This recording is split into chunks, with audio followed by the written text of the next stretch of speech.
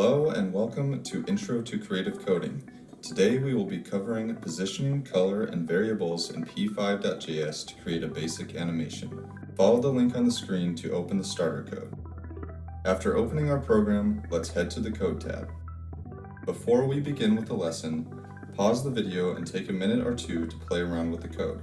Change numbers, press play, and try to pay attention to what changes in our program. Remember that undo is your friend.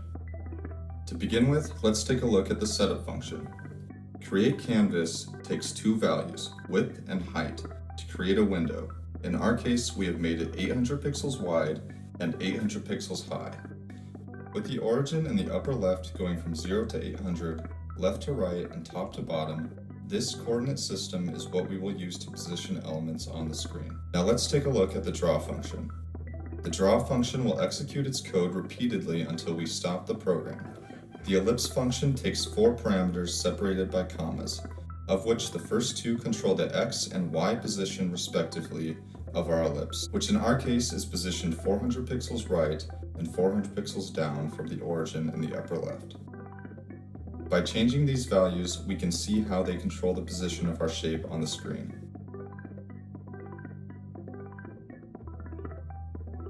The second two parameters control the width and height of our shape respectively.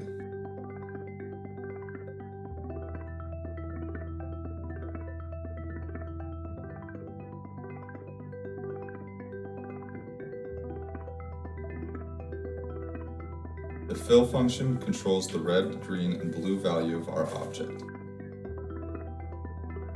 If we enter 0 for red, 0 for green, and 0 for blue, we will get an object devoid of color.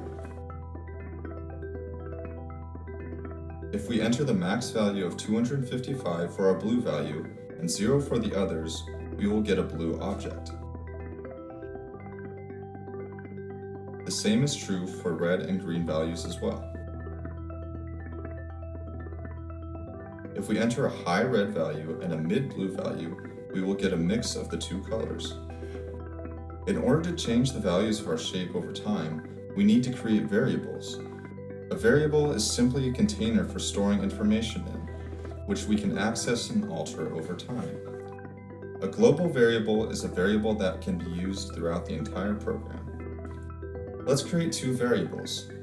Variable x1 with a value of 400 and variable y1 with a value also of 400. If we replace the first two parameters of our ellipse with our variables, x1 and y1, our program will grab the values within them and use them for the position of our ellipse, placing it at 400x and 400y.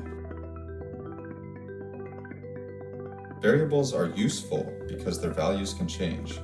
For example, we can increase the value of our y1 and our x1 variables every time the draw function executes. This in turn causes the position of our ellipse to change over time, increasing its distance from the origin by moving 1 pixel down and 1 pixel right.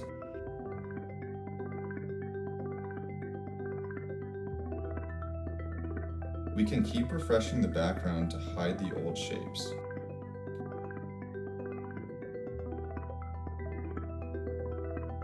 Let's create two local variables, r1 and r2, which will be given a random number between -10 and +10, as determined by the random function. A local variable is a variable that is only used with a single instance of a function. Adding these random values to our position variables means their values will increase and decrease at random.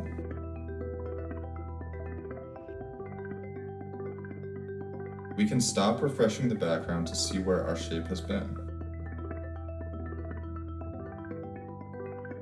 Let's create two more variables, one for the size of our ellipse and one for the increment of random movement, and pass them as parameters into our functions.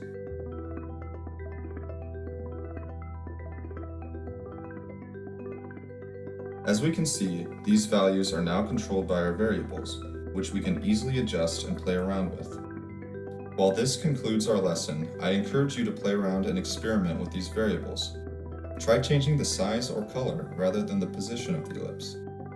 In our next lesson, we will be building on this program to create abstract representations of images. Thank you, and I will see you next time.